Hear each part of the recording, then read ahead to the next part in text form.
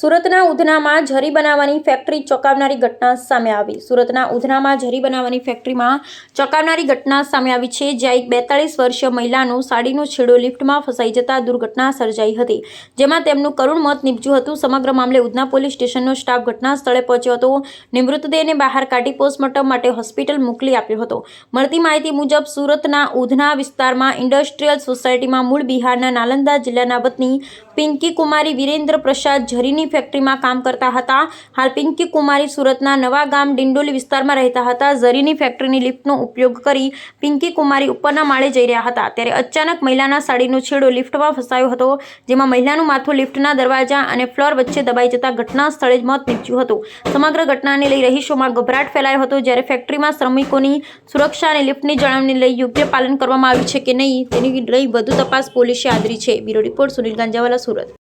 જી sir, આજે તારીખ 24/8/2025 સવારે 8:30 વાગ્યાના સુમારે ઉધના સોલાપુર કમ્પાઉન્ડ જે છે એમાં બજરંગ ડાઇંગની બાજુમાં પ્લોટ નંબર 21 શુભલક્ષ્મી ઝરીના કારખાનામાં એક બનાવ બનેલ હતો.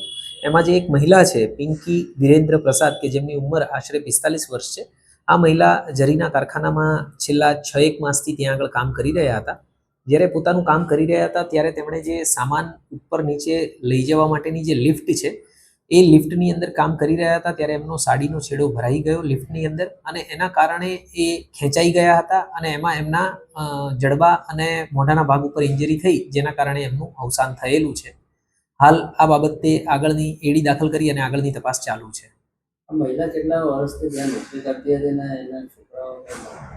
જાન્યુઆરી માસથી આ મહિલા નોકરી કરતી હતી અને આ મહિલા જે છે એ પ્લોટ નંબર 245 શિવરાજનગર નવાગામ ડિંડોલી અને ખાતે રહે છે પોતાના પતિ અને બાળકો સાથે, અને મૂળ વતન એ બિહાર છે. એમના પતિ પણ આ જ રીતે કારખાનામાં મજૂરી કામ કરી રહ્યા છે.